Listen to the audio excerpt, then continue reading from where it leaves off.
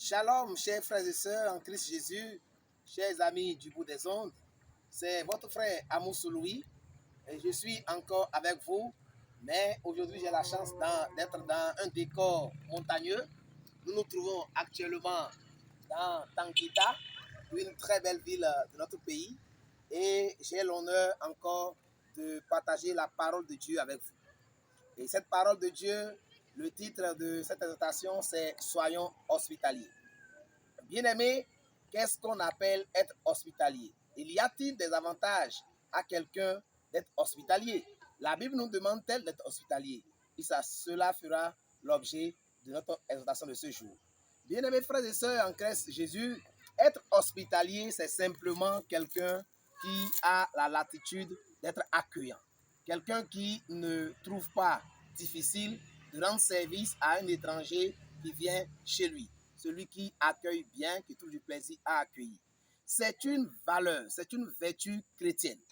Et dans la Bible, nous avons plusieurs cas de personnes qui ont été hospitalières et cela leur a été en bénédiction.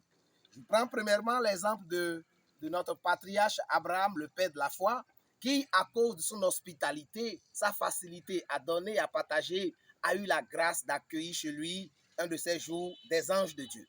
Abraham, vous le savez, était stérile. Sa femme Sarah était stérile. Et quand Dieu a voulu bénir Abraham, le Seigneur s'est souvenu de lui et a envoyé des anges. Il arrive que Dieu envoie des anges pour répondre à une prière.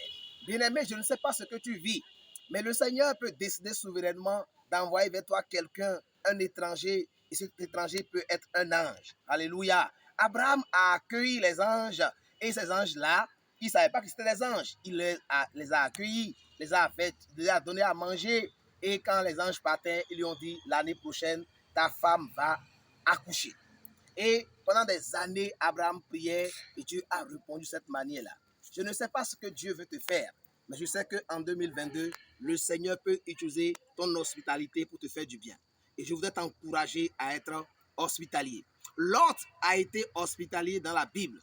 Des anges sont venus vers lui pour pouvoir le sauver de la destruction qui était imminente.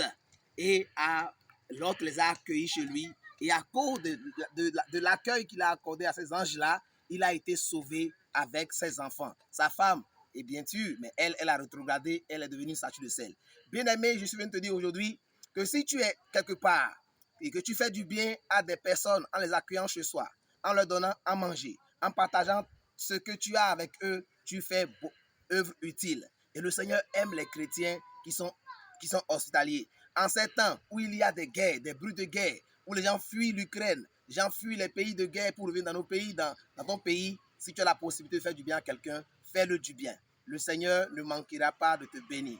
Et même dans le Nouveau Testament, l'apôtre Paul encourage, dans le livre de Tite 1, 5 à 9, l'apôtre Paul encourage celui qui aspire au poste de diacre à être hospitalier. L'hospitalité, c'est une valeur pour ceux qui craignent Dieu, une valeur pour ceux qui aiment Dieu. Quand on aime Dieu, on aime son prochain.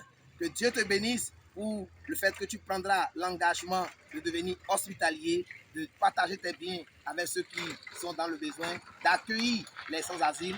Le Seigneur ne manquera pas de te faire du bien. Que le Seigneur te bénisse, qu'il te honore. Si tu as été béni à travers la vidéo, partage-la avec d'autres personnes, afin que tous soient bénis. Shalom, shalom.